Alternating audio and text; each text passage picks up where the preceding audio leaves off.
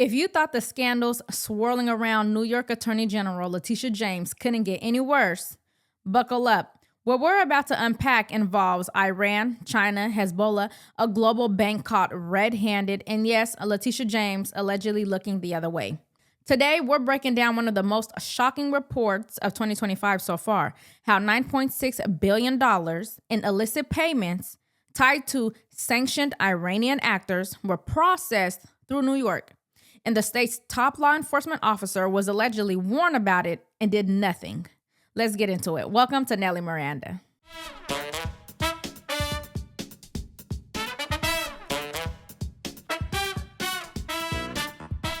According to whistleblower court filings in the Second Circuit, Standard Chartered Bank, also known as SCB, processed at least $9.6 billion in suspect transactions for Iranian entities and Hezbollah.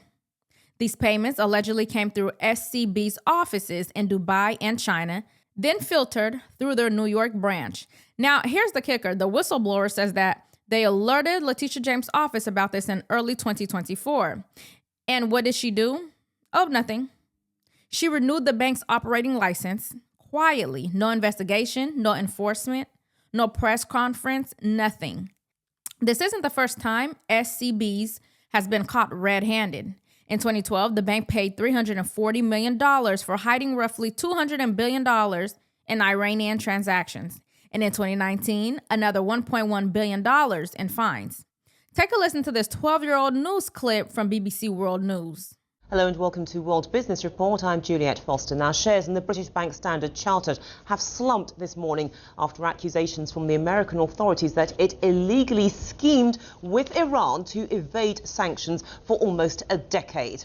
Well, New York financial regulators who are threatening to strip the bank of its license to operate there have accused the bank of helping Iran to launder $250 billion. Well, Standard Chartered has strongly rejected the portrayal of facts made by the regulator. Well, Chris Roebuck lectures on business leadership and is a visiting professor at Cass Business School. He's in our central London studio. Chris, a very good day too.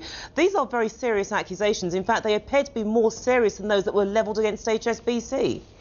Yes, definitely. These accusations are more serious in that they are saying that over a significant period of time, Standard Chartered deliberately misled the US authorities in terms of where these payments were going and coming from. So why are they still operating in New York? Why would a bank with a rap sheet this long get a pass from Letitia James? So let's talk about strategy. Iran's economy survives by selling oil, mainly to China, and Beijing doesn't play by Western rules. They use T-port refineries, shell companies, dark fleet tankers, all used to disguise oil's origin. And now, whistleblower says Standard Chartered helped grease the wheels by laundering money through the U.S. Two former SCB employees, Julian Knight and Robert Marsalis, filed the complaint. They say they uncovered records of $9.6 billion in tainted transactions and even flagged a potential $100 billion more that the feds ignored. $100 billion. That's crazy money. And here's where it gets worse. The whistleblowers claim that the Federal Reserve, the DOJ, and Letitia James all failed to act. Even worse, they may have misrepresented the data to cover it up. So what's Letitia James' excuse? According to the report, she was briefed in February and March of 2024. The case was laid out, the violations were clear, the sanctions were active, and she just ignored it. Worst, she granted Standard Chartered a clean license renewal. This is the same woman who makes headlines for suing Donald Trump, who ran on a promise to hold him accountable. But when it comes to a foreign bank helping our enemies launder billions, silence. Why? Because the political incentives are different. Going after Trump gets her press. Going after global finance and foreign adversaries, not always convenient for her. However, in April 2020, her office did resolve an investigation into the Industrial Bank of Korea, IBK, for allowing more than $1 billion to be illegally transferred to the government of Iran.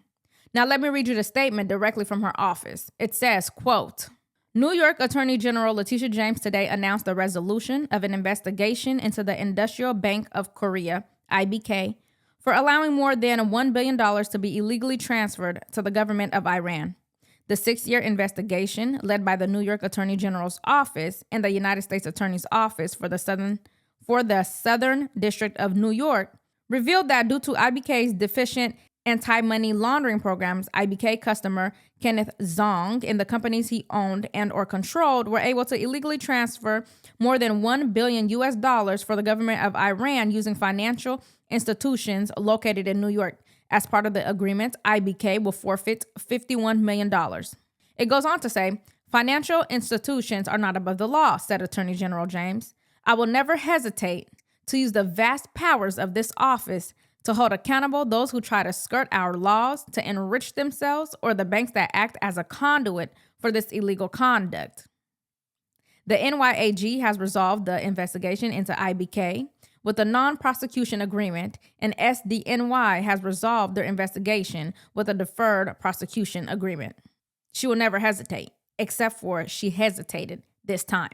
But back to our current story. China isn't just buying Iranian oil.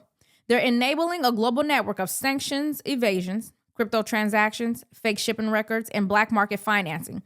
And thanks to whistleblowers, we now know that it's happening right through Manhattan, with the apparent blessing of people like Letitia James. When you politicize justice, you compromise national security. Letitia James is too busy chasing political opponents to do her actual job. Meanwhile, our enemies are moving billions under her nose. This isn't about paperwork. This is about whether we allow foreign regimes to exploit our institutions with no consequences.